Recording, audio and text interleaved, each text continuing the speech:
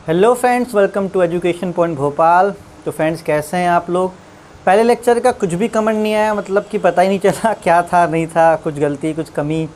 एक बच्चे का कॉल आया था कि सर आप बच्चे बच्चे बहुत बोल रहे हो, तो मैंने गुस्से से पूरा आगे की जितनी वीडियोस थे वो डिलीट ही कर दी।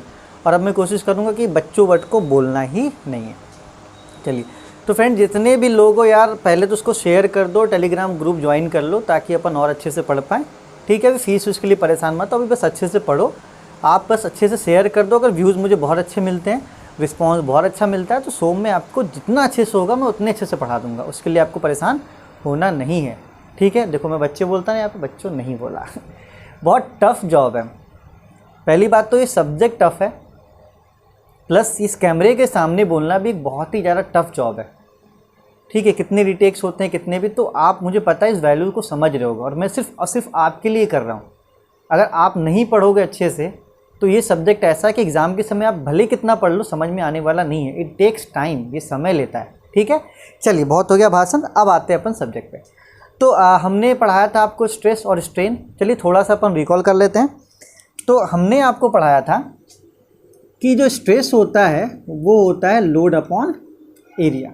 ठीक है, और दूसरा अपन ने पढ़ाया था आपको जो स्ट्रेन होता है वो होता है डेल एल अपॉन एल, मतलब change in length upon original length. ये अपन प्रीवियस वीडियो में इतना पढ़ चुके थे। ठीक है, तो टाइप्स ऑफ स्ट्रेस भी अपन क्या कर चुके थे, डिस्कस कर चुके थे। आज बारी है टाइप्स ऑफ स्ट्रेन की। आज बारी है टाइप्स ऑफ स्ट्रेन की। आज का क्लास बहुत इंपॉर्टेंट है, कल का क्लास भी इंपॉर्टेंट था। आज के क्लास में जितने भी थ्योरेटिकल पोर्शन है जो इस चैप्टर से पूछे जाते हैं वो अपन क्लियर आज कर लेंगे। ठीक है, चलिए तो अपन को आज पढ़ना है टाइप्स ऑफ स्ट्रेन। क्या पढ़ना है? Types of strain. थोड़ा सा अब क्या करना, आप यहाँ पे कंसंट्रेट करना, कॉपी पे कहीं भी ध्यान है उसको हटा दो, पूरा कंसंट्रेशन बोर्ड पे होना चाहिए। ठीक है, चलिए तो एक बात करते हैं, यहाँ पे एक बॉडी ले लेते हैं। ठीक है, चलिए हमारा क्या है, बॉडी है। लेकिन अब जो हमने बॉडी में लिया है वो 3D बॉडी लिया है। वो क्या लिया है? 3D body. ये आपका क्या है? 3D body. ये इसकी लंबाई है ओरिजिनल लेंथ, ये उसकी ऊंचाई है ओरिजिनल हाइट, और ये इसकी ब्रेथ है, चौड़ाई है। ठीक है, तो आप L को क्या लिख सकते हो? L को लिख सकते हो ओरिजिनल लेंथ, और H को लिख सकते हो ओरिजिनल हाइट, और B को लिख सकते हो ओरिजिनल ब्रेथ। ठीक है, एक बात बताना, आपने स्ट्रेस और स्ट्रेन बहुत अच्छे से पढ़ा है। अब हम लोग क्या करते हैं, इस पर फोर्स लगाते हैं। ठीक है, चलिए हमने यहाँ पे P न्यूटन का फोर्स इधर लगा दिया दोनों ही तरफ। ठीक है, अच्छा एक बात बताना भाई कि अगर आप किसी बॉडी को खींचते हो, ठीक है, कभी देखो कभी कोई बॉडी है, आप क्या करो, उसको टानोगे तो आप ये चीज़ देखोगे कि उसकी लंबाई क्या हो रही है, उसकी लंबाई बढ़ रही है। लेकिन लंबाई के बढ़ने के साथ साथ उसकी ऊंचाई और उसकी गहराई कम हो रही होगी। आप एक च्युइंगम लेना और च्युइंगम को टानना, वो जाहिर सी बात है वो लंबा होगा, लेकिन देखना है कि उसकी जो हाइट है और उसकी जो ब्रेथ है वो क्या होगी, कम हो जाएगी। तो इससे आपको एक बात ये पता चलता है कि अगर आप किसी भी बॉडी में फोर्स लगाते हो, 3D बॉडी है, ठीक है, अपन लेंथ ब्रेथ और हाइट भी कंसिडर कर रहे हैं, तो अगर आप किसी बॉडी में फोर्स लगाते हो तो उसकी लंबाई भी बदलेगी, उसकी ऊंचाई भी बदलेगी और उसकी गहराई भी बदलेगी। मतलब लेंथ ब्रेथ और हाइट तीनों में क्या होगा, चेंज होगा। बढ़ेगा घटेगा अभी मैं इसकी बात नहीं कर रहा, उसमें आपको लजना भी नहीं है। मैं सिर्फ आपको ये बोल रहा हूँ कि अगर हम लोग फोर्स लगाते हैं तो आपकी लंबाई और आपकी ऊंचाई, आपकी हाइट, तीनों में कुछ ना कुछ चेंजेस होगा। ठीक है, अगर ये बॉटल ही है, अगर मैं इसको खींच पाता, मैं इसे लंबा करता, तो ये जाहिर सी बात है लंबा होता, लेकिन ये थोड़ा कम हो जाता इसका हाइट, और थोड़ा ब्रेथ भी क्या होता, कम हो जाता। चलिए, तो मैं बोल सकता हूं कि अगर खींचने के बाद इसकी लंबाई इतनी बड़ी, ठीक है, सॉरी,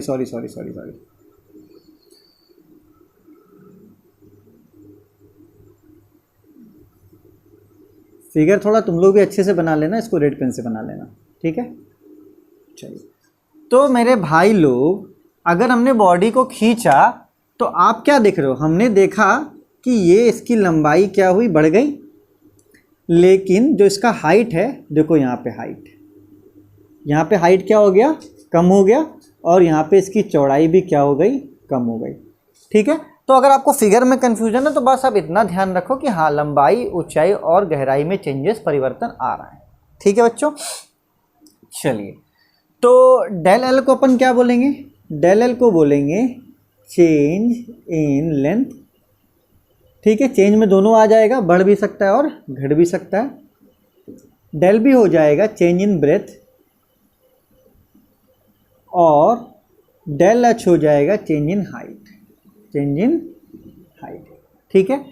चलिए, तो अपन को इस फिगर से ये समझ में आया कि अगर किसी बॉडी को अपन लोड लगा रहे हैं तो तीनों ही डायमेंशन में क्या हो रहा है, चेंजेस हो रहा है। तो अपन को यहाँ पे जनरली दो टाइप का स्ट्रेन पढ़ना है, एक होता है लॉन्गिट्यूडनल स्ट्रेन, ठीक है, और दूसरा अपन को पढ़ना है लेटरल स्ट्रेन। समझना, डेफिनेशंस वगैरह की ज़रूरत इसमें नहीं है, समझ जाओगे तो आगे चल के काम आएगा, वरना न्यूमेरिकल में फंस जाओगे। ठीक है, एक बात समझना कि फोर्स के डायरेक्शन में जो चेंज होगा, फोर्स के डायरेक्शन में जो चेंज होगा वो होगा लॉन्गिट्यूडनल स्ट्रेन। मतलब फोर्स का जो डायरेक्शन है और चेंज का डायरेक्शन दोनों ही क्या है, सेम है, तो वो हो जाएगा लॉन्गिट्यूडनल स्ट्रेन।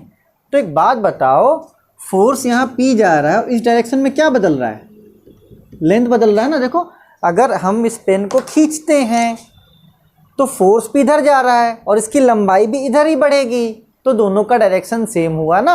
अगर हम इसको खींचते हैं तो लंबाई भी इधर बढ़ेगी, ठीक है, और उसका फोर्स का डायरेक्शन भी क्या होगा, इधर ही होगा। तो हम बोल सकते हैं यहाँ पे कि लॉन्गिट्यूडनल स्ट्रेन जो होगा वो हो जाएगा डेल एल अपॉन एल। ठीक है, तो ये कैसे पता चला कि फोर्स की दिशा में जो परिवर्तन होगा, फोर्स के डायरेक्शन में जो चेंज होगा, उससे बोलेंगे लॉन्गिट्यूडनल स्ट्रेन। कुछ महान लोग होंगे बोलेंगे अरे सर, चेंज हो रहा सेम डायरेक्शन में तो लॉन्गिट्यूडनल, और जो सेम डायरेक्शन नहीं होगा वो लेटरल। सही बात है ना। चलिए, तो अगर फोर्स का डायरेक्शन और चेंज का डायरेक्शन क्या हो, सेम ना हो, तो उस स्ट्रेन को क्या बोलेंगे, लैटरल स्ट्रेन। क्या बोलेंगे, लैटरल स्ट्रेन। तो एक बात बताना कि लंबाई को छोड़कर और क्या चेंज हो रहा है, हाइट चेंज हो रहा है और ब्रेथ चेंज हो रहा है। ठीक है, तो आपका लैटरल स्ट्रेन कौन सा हो जाएगा बच्चों, डेल एच अपॉन एच और डेल बी अपॉन बी, ये दोनों आपके हो जाएंगे लैटरल स्ट्रेन। समझ में आया कि नहीं आया। ठीक है, बहुत ही सिंपल था कि हमने 3D बॉडी लिया था, फोर्स लगाया और अपन ने देखा कि हाँ, तीनों चीज़ें बदल रही हैं। तो जो फोर्स के डायरेक्शन में जो चेंज हो रहा था उसे बोलेंगे लॉन्गिट्यूडनल, और उसके अलावा जो चेंज हो रहा था उसको क्या बोलेंगे, लेटरल। ठीक है, अब एक छोटी सी बात आप ये समझना कि कोई ज़रूरी नहीं है कि हमेशा डेल एल अपॉन एल ही क्या होगा, आपका लॉन्गिट्यूडनल स्ट्रेन होगा। ठीक है, आप यहाँ देखिए, चलिए मान लीजिए कि ये आपका एक बॉडी है, ठीक, ये आपकी लंबाई, ये आपकी ऊंचाई और ये आपकी चौड़ाई है। ठीक है, अब हम लोग फोर्स ऊपर की तरफ लगा रहे हैं, हम लोग फोर्स कहाँ लगा रहे हैं, ऊपर की तरफ लगा रहे हैं। तो एक बात बताना भाई, अब यही बॉटल है, अब तक हम इसे कैसे खींच रहे थे, ऐसे खींच रहे थे, लंबाई बढ़ रही थी। अब इस बॉटल को कैसे खींच रहे हैं, ऊपर की तरफ खींच रहे हैं। कहाँ खींच रहे हैं, ऊपर की तरफ। तो क्या बदलेगा, फोर्स का डायरेक्शन ऊपर और हाइट का डायरेक्शन बदलेगा। तो यहाँ पे इस केस में जो आपका लॉन्गिट्यूडनल हो जाएगा वो हो जाएगा डेल एच अपॉन एच, और लेटरल इसको छोड़कर डेल एल अपॉन एल और डेल बी अपॉन बी। तो एक बात क्या समझ में आया कि रटना आपको नहीं है। ठीक है, आप हमेशा देखिएगा कि फोर्स के डायरेक्शन में कौन सा चेंज हो रहा है, दैट्स कॉल्ड लॉन्गिट्यूडनल, और फोर्स के अगेंस्ट जो चेंजेस हो रहा है उसे क्या बोलेंगे, लेटरल बोलेंगे। तो आप इसे नोट कर लो, फिर आगे बढ़ते हैं।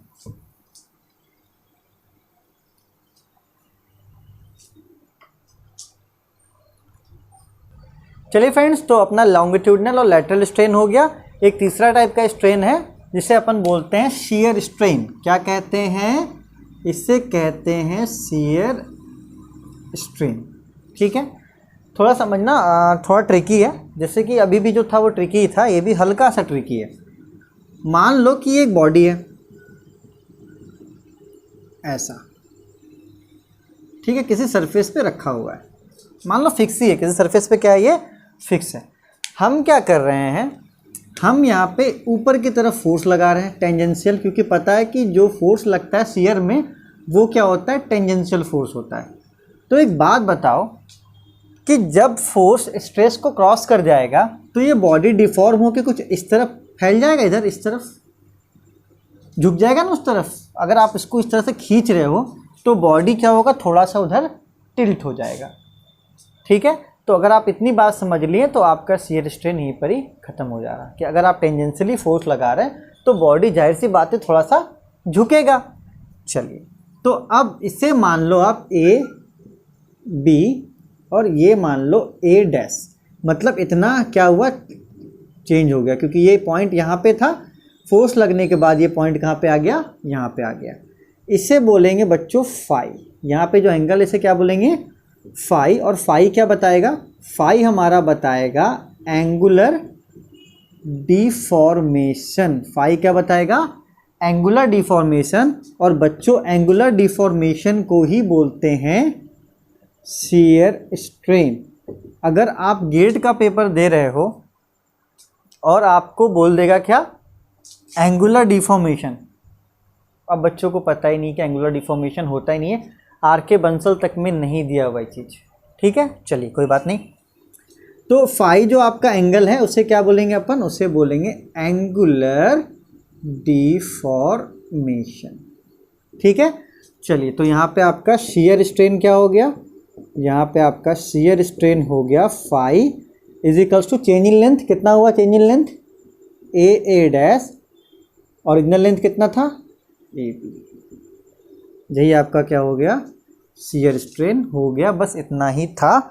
नहीं समझ में आया तो वीडियो को दोबारा देख लेना, क्योंकि अगर मैं बार बार बताऊंगा तो वीडियो लंबा होगा। ठीक है, और ये वर्ड ध्यान रखना। चलिए आगे बढ़ते हैं। चलिए, तो अब आगे बढ़ते हैं। जो हमारे इंपॉर्टेंट टर्म्स है एग्जाम पॉइंट ऑफ व्यू से अपन उसको क्लियर करते हैं। ठीक है, तो जो सबसे पहला टर्म है हमारा वो है पॉइजन्स रेशियो। वो क्या है, पॉइजन्स रेशियो। एग्ज़ाम उठाकर देख लेना, 1000 बार पूछा है ये। ठीक है, चलिए, तो पॉइजन रेशियो को म्यू और 1/m से डिनोट करते हैं। ठीक है, तो अपन क्या करते हैं, सबसे पहले फॉर्मूला लिखते हैं और उसके बाद इसको डिफाइन करते हैं, और आप भी देखना कितनी आसानी से ये डिफाइन हो जाएगा। तो पॉइजन रेशियो का फॉर्मूला होता है lateral strain upon longitudinal strain. ठीक है, तो यार ये फॉर्मूला एकदम नोट कर लो, बहुत इंपॉर्टेंट है, जितना स्टार लगाना है लगा दो। ठीक है, अब अगर आप बोलोगे सर इसको डिफाइन कैसे करें, बहुत ही सिंपल है। देखिए कैसे डिफाइन करेंगे, सिंपल लिखेंगे, it is a ratio of lateral strain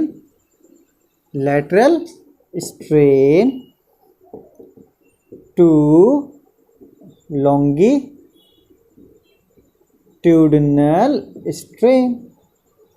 अगर इसको लंबा करना है तो इसको और लगा देना, लंबा करने की जरूरत नहीं है। तो it is a ratio of lateral strain to longitudinal strain. और आपको लैटरल स्ट्रेन भी पता है और आपको लॉन्गिट्यूडिनल स्ट्रेन भी पता है।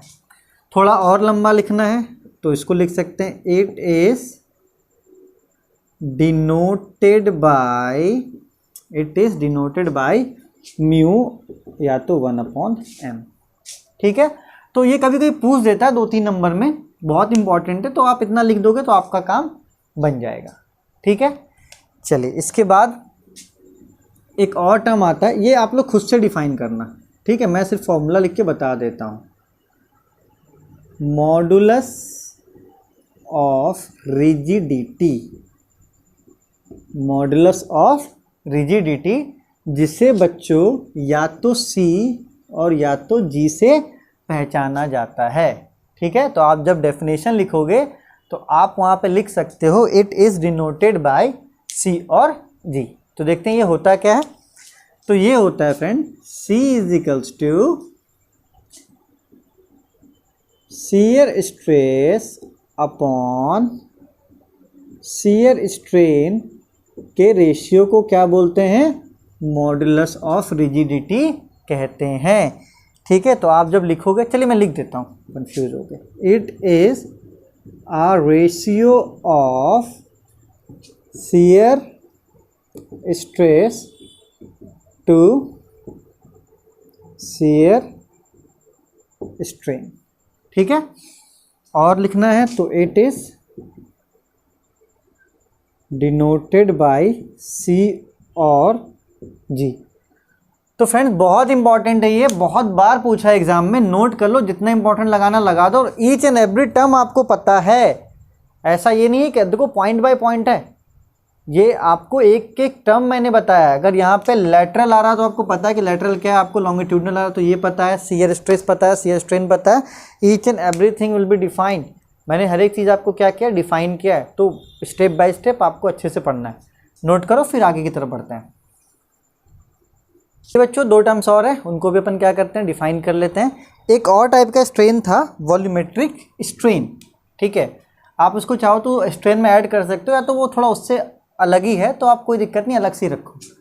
तो ये क्या होता है ना, इसको बोलते हैं change in volume, change in volume upon original volume. देखिए जब change in length upon original length था, लॉन्गिट्यूडनल हुआ था। Change in breadth upon change in height, तो वो क्या हुआ था, लेटरल हुआ था। इसी तरीके से आपने शियर स्ट्रेन नहीं पढ़ा, तो बात समझो कि अगर किसी बॉडी पे आप फोर्स लगाते हो तो जाहिर सी बात है उसका वॉल्यूम कुछ ना कुछ या तो बढ़ेगा या तो घटेगा। तो अगर उस चेंज इन वॉल्यूम को आप ओरिजिनल वॉल्यूम से कंपेयर करोगे तो उसे क्या बोलोगे, वॉल्यूमेट्रिक स्ट्रेन। तो आप चार टाइप के स्ट्रेन आपको टिप पे होने चाहिए, लेटरल, लॉन्गिट्यूडनल, वॉल्यूमेट्रिक और आपका शियर स्ट्रेन। ठीक है, चलिए मैं इसका डेफिनेशन आपको लिखवा देता हूँ। वैसे लिख सकते हो, it is a ratio of change in volume to original volume. ठीक है, it is denoted by epsilon v। ठीक है, एप्सिलॉन v, मैथमेटिकली इसको लिख सकते हैं एप्सिलॉन v को डेल v अपॉन v। ठीक है बच्चों, तो ये आपका डेल v अपॉन v हो गया। अब आते हैं बल्क मॉडुलस की तरफ। तो इसको k से डिनोट करते हैं, किससे डिनोट करते हैं, k से। और ये क्या होता है जनरली, ये होता है आपका direct stress upon volumetric strain. ठीक है, तो बोलोगे सर डायरेक्ट स्ट्रेस क्या होता है, ये तो आपने कभी बताया ही नहीं। तो मेरे भाई जो आपका नॉर्मल स्ट्रेस होता है उसे ही अपन क्या कहते हैं, डायरेक्ट स्ट्रेस कहते हैं। इतने सारे नाम, इतने सारे रूप, अल्लाह अल्लाह। ठीक है, चलिए तो के को अपन सीधा लिख सकते हैं sigma upon del V upon V. ये इम्पॉर्टेंट नोटिफिकेशन है, सॉरी ये इम्पॉर्टेंट है, तो इसको नोट कर लेना आप। तो इसको नोट करो, फिर आगे बढ़ते हैं।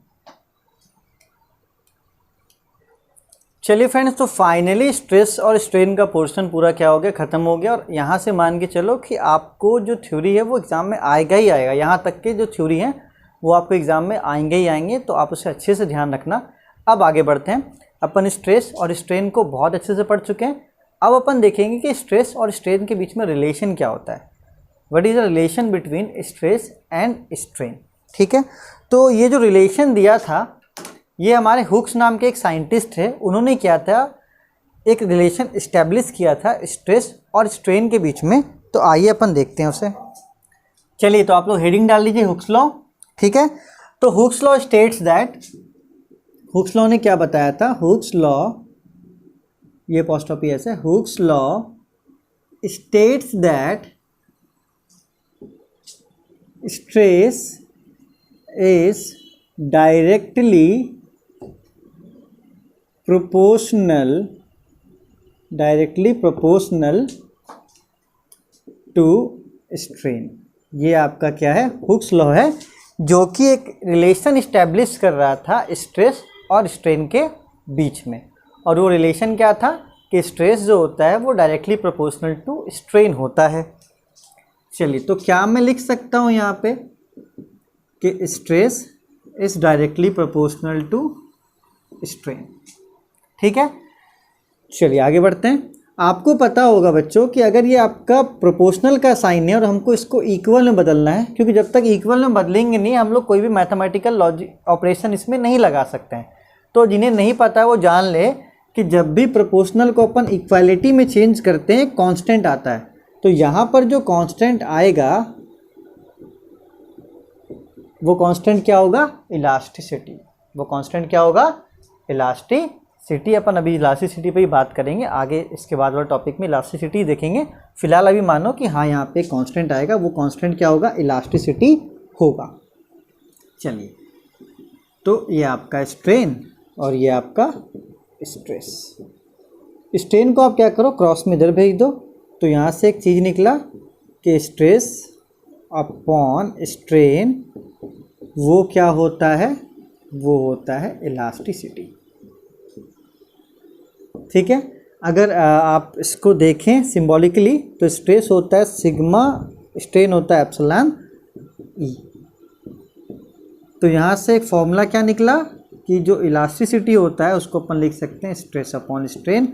आई होप आपको समझ में आया होगा। ये आपका तीसरा फॉर्मूला बहुत इंपॉर्टेंट।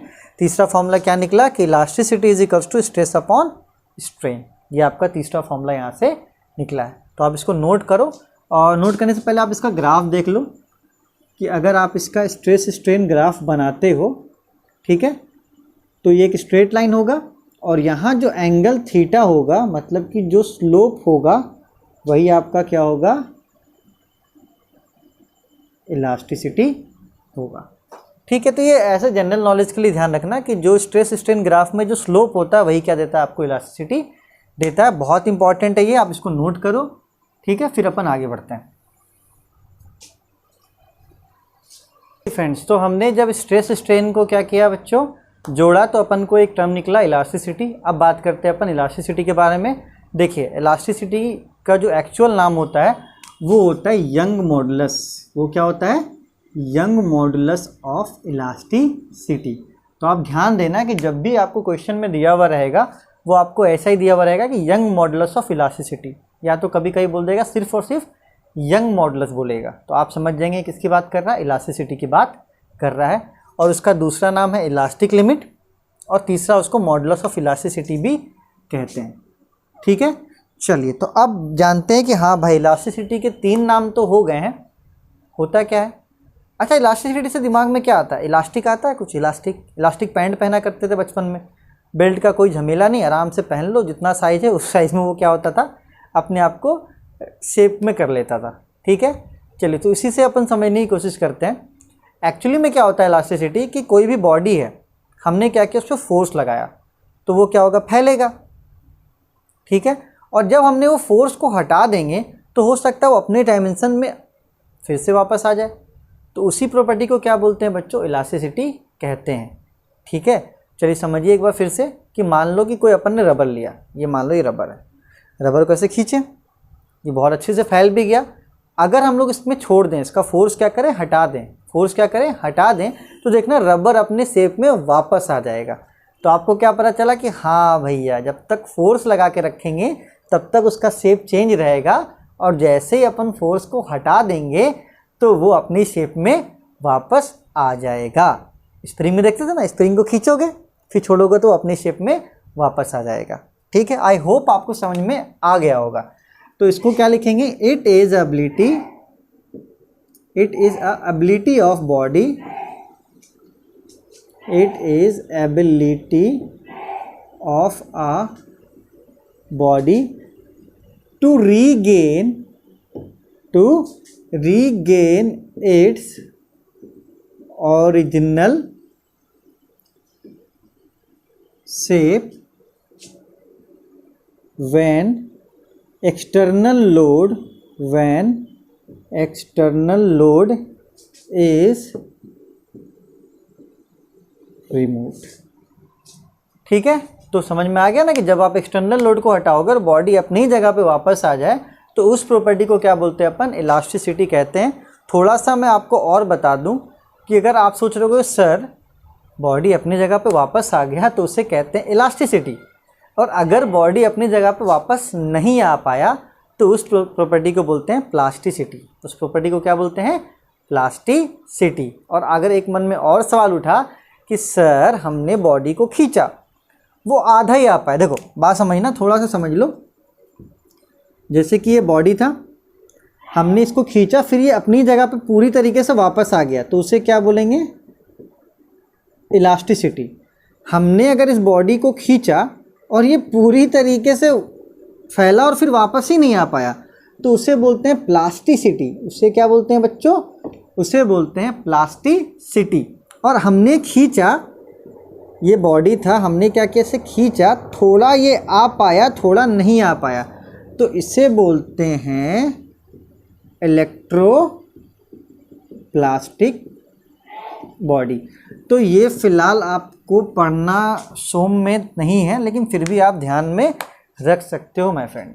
ठीक है, चलिए, तो मेन हमारा इलास्टिसिटी था जो अपन ने क्लियर कर लिया। आप इसको नोट करो, फिर आगे की तरफ बढ़ते हैं। चलिए फ्रेंड्स, तो अब अपन वीडियो को एंड करते हैं, लेकिन एंड करने से पहले एक छोटा सा रिकॉल और एक छोटा सा डेरिवेशन एक फॉर्मूले के लिए कर लेते हैं। तो यार जिसने भी टेलीग्राम ज्वाइन नहीं किया पहले टेलीग्राम ज्वाइन करो, और बच्चों शेयर कर दो प्लीज़, बहुत मेहनत लगता है पढ़ाने में। चलिए, और अगर पसंद आ रहा हो तो लाइक भी कर देना। आते हैं टॉपिक पे। हमने पहले पढ़ा कि स्ट्रेस इज इक्वल्स टू क्या होता है, लोड अपॉन एरिया।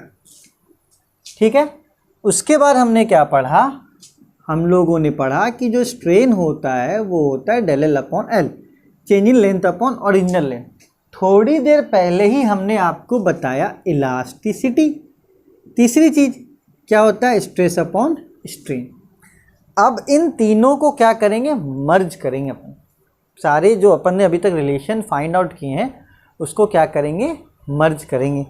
तो आइए देखिए मर्ज कैसे करते हैं इसको। तो आपको पता है कि इलास्टिसिटी क्या होता है बच्चों, स्ट्रेस अपॉन स्ट्रेन होता है। तो क्या मैं लिख सकता हूँ, put stress is equals to P upon A और strain is equals to del L upon L. देखो,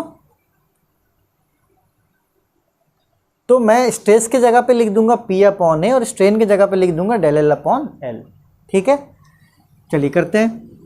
तो ये ई हो गया, तो स्ट्रेस के जगह पे पी अपॉन ए और स्ट्रेन के जगह पे डेल एल अपॉन एल। ठीक है, चलिए समझ में आया। अब आगे बढ़ते हैं। ये इसके साथ मल्टीप्लाई होगा और ये इसके साथ मल्टीप्लाई होगा, तो ये कुछ ऐसा हो जाएगा, elasticity is equals to P L, L ऊपर चला गया, upon A del L, A del L. तो डेल एल को अब इधर भेज देंगे और ई को इधर क्रॉस में, तो यहाँ से डेल एल का फॉर्मूला निकल जाएगा पी एल अपॉन ए ई। बहुत इम्पॉर्टेंट है ये। ठीक है, तो यहाँ से हमें चौथा फॉर्मूला निकल गया कि del L is equals to P L upon A E. इस पर बहुत सारे न्यूमेरिकल अब अगले क्लास में अपन को न्यूमेरिकल ही करना है।